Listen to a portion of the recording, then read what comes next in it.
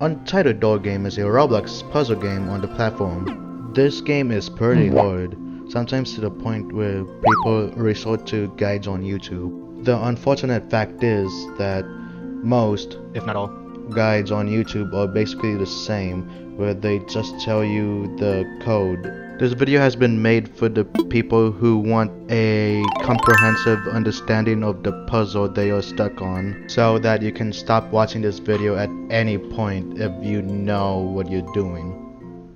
This video is going to contain guides for both Chapter 1 and Chapter 2 rooms. Chapter 1 rooms are easy, so I'm going to be combining them with Chapter 2 rooms for one video. Room 1 is actually pretty simple. All you do is talk to HHB to get the hint for the room. The code is the chapter you just entered. In room 2, you talk to HHB and he tells you to look behind you. You will get the code from CHB. In room 3, you talk to CHB and he gives you a math equation. In room 4, you get introduced to the UTB mechanic. Open the UTB button on the top of your screen and it opens this GUI. From there, you enter the UTB tag you want to enter and it takes you to a document. The code is on the second page of the help tag. Room 5 requires you to find the scattered numbers in order to get the code. CHB gives you the code in the 6th room, but there is a catch. It's not that hard if you know what the keypad looks like though. The door just doesn't exist in room 7. Room 8 is the first randomized room in the game. There are 3 variants to this room. You solve the room by matching the spawn color to the shape. In room 9, you find random buttons across the room. You get the code after pressing all 4 buttons. You talk to CHB to get the code in room 10. In room 11, you talk to CHB to get the code.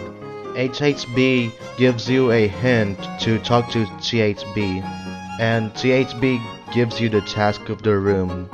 In room 12, the code is in the middle of the mini room. Definitely an apple. Room 14 is the first science spawn room of the game, which requires you to solve more than one puzzle. In 14A, CHB will give you the code. 14B is the first memorization room. Press the red button and a bunch of colors will appear on the screen. The code is the order of the colors that appeared on the screen. Room 15 is also a memorization room. Pressing the button will make a bunch of shapes appear. The code is the order of shapes that appear. Let's go gambling! Aw, dang it! Aw, dang it! Aw, dang it! Room 17's code is on the wall. You can see the difference between the shapes and it will form out a number. Room 18 is about finding out the unnamed animal. It's Tuesday, ain't it, mate?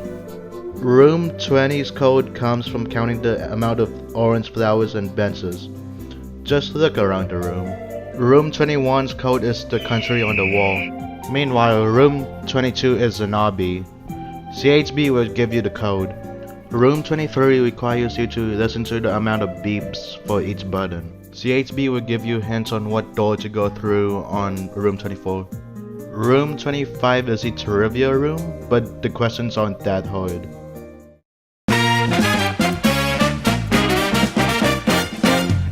In room 26, CHB will tell you to enter the tag funny in the UTB.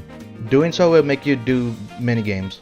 The first one is pretty obvious because there's only one close button. The second one may be confusing, but it's the only normal hit button. The code will be the numbers at the end of the room's corridor. At room 27, there will be something on the right side. It resembles the keypad. The code is pressing the green squares from top to bottom. For example, if the green squares were aligned like this, then according to the keypad, the code would be 157. In room 28, you flick the levers and they color a square. You get the code from turning all of them green. Room 29 makes you do some math. The code is the order indicated by the arrow. In other words, just do it counterclockwise. Room 30 is the first abacus room in the game. THB will give you the code, but the input is the abacus. In short, an abacus is a math addition tool. The top beads are worth 5, while the bottom beads are worth 1. For example, if I want to input the number 367, I would want to do this. Just remember that the top beads add 5 to the counter.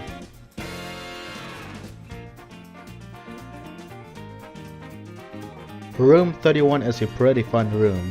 Pressing the button will make you do a minigame. All you need to do is hit enough bricks to progress to the next room. Room 32 is another randomized room. The poster on the wall holds a phone number, so you put it into the telephone. After waiting a while, a giant robot will appear from the open box. He is going to ask you one of the 5 predetermined questions. You can use a UTB button to go back to previous rooms. Room 33 is another trivia room. You can see the questions outside of the windows. In room 34, pressing the button will make the stone circle rotate. Once it is done rotating, a light will shine onto the pedestal. The code is the numbers that correspond to the red stones on the pedestal. You can press the button again to rotate the stone wheel again. What kind of tree is this? I don't know, it's kinda dumb. Room 36 is, in my opinion, boring. A reading room. The code is the placement of the erasers at the end of the race. Instead of reading, let me just show you this pretty cool bit.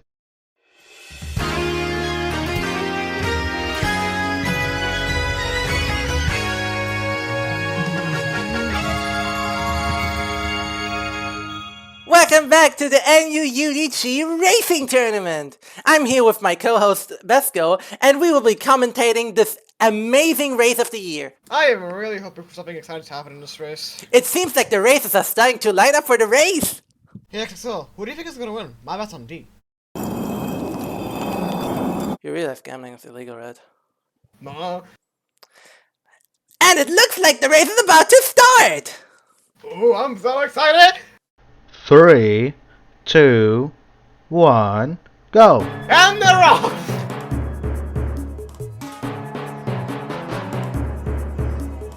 The positions of the racers are being pretty consistent in the first quarter of the race. They better enter the drift zone. What is this? Racer C has passed A! It also looks like Racer B is about to pass Racer A. Right now it looks like it's between C and B. What's this? Racer G just passed both Racer A and Racer B. This race is getting very intense, and we are getting near the end. Looks like racers are being very careful. It looks like Racer D just overtook everyone and is near the finish line! It is a neck-and-neck race between C and D. Who is gonna win? It's Racer D! Mr. B! This was a Alright, go on. This was a very intense race. The positions of the racers were Racer D as first, Racer C as second, Racer A as third, and Racer B as fourth. Hell yeah! Racer D, let's go! Room 37 utilizes the push box mechanic in the game. The code is 1, 2, 3, 4, but the twist is that you have to go into the holes on the roof to press the buttons. There is a map that indicates which holes have which button. Once you're done, you push the push box into the red pad, and it opens the door, which reveals the key door. Room 38 makes you stand in first person on the circles. The code is the numbers added up together. CHB will give you the security shift in room 39. You have to discover the anomalies for each room. You can go back to previous rooms using the UTB button if you have to double check something. Another note to know is that only one anomaly appears and cannot be on the same room as another. For example, if something was missing in a room, then it would count as object disappearance and would not appear in every other room. Room 40 is another science spawn. Code is related to the flags on the house, but some of them are encoded. In order to decrypt the encoded flags, you have to refer to the decryption table inside the house. For example, to decrypt this flag, we go to this decryption table and we look for the same symbol, and the letter associated will be this letter assigned to that flag. After decoding all the flags, it doesn't form a coherent word, but because you have to unscramble it first. You input the code here, but it is locked. You can find the key inside of the house. Room 41 is the first research room to use a search engine for the puzzle. The brick asks you to find a certain cheese factory, which you can use hints from its dialogue on your search. For example, you should search cheese factory that derives from the word sheep. Room 42 is a pretty simple puzzle. It really is just a puzzle though. Room 43 is another obby. Just complete the obby to access the next room. Room 44 is one that most people get stuck on. Mario Brick lost his mustache, and CHB tells you the code is the mustache drawn on the grid. Using part of the mustache, we can see that it fits on the board and covers the 6, 6, and 8 numbers. Those numbers are part of the code. If you're still confused, the mustache is made out of squares, so you should know where the next number is going to be at. Room 45 is a big science spawn. There are 3 puzzles around the lake, and you have to take a boat to access each individual puzzle. In 45A, you are tasked to count the bricks inside of the case. On the wall, it tells you that there are bricks with different values. You add up the values of each brick inside the case to get your code. In 45B, you ascend the lighthouse. Once at the top, CHB will be there to greet you. When you talk to him, he tells you that the code is outside of the lighthouse, but doesn't clarify the distance. He also tells you that the first digit is a 2. It is recommended for you to turn up your graphics in this puzzle because you can only see the digits at the border. For example, to the right of CHB, you can see the 2 next to the golf course. Going clockwise, you will get your digits in that order. Also that there are only 5 digits in the code. 45C is a research room about finding a certain animal. HHB gives you a hint, so just remember how you solved room 41. Once you solve all 3 puzzles, you can go to the next room. Room 46 involves some simple math. If you know substitution math, then good for you. If you don't, then just learn it online. Also, the order of the code is on the roof. Room 47 is frankly annoying. You get the code from pressing all the buttons, but they last about 1 second each. Just use an auto clicker or something. Room 48 uses the keyboard as an encryption method. The commands given to you are up, down, left, and right. There is also the press command, which is going to make the current letter it is on part of the code. For example, if I start at the letter H and do this sequence of commands, the first step would be pressing, which inputs H into the code. Afterwards, I would go up and right, and then press. The end result would be high after following all the steps. Whatever you do, do not use the keyboard in the room as reference. Room 49 is pretty simple. All you do is read the notes and assign the numbers to the specified digits.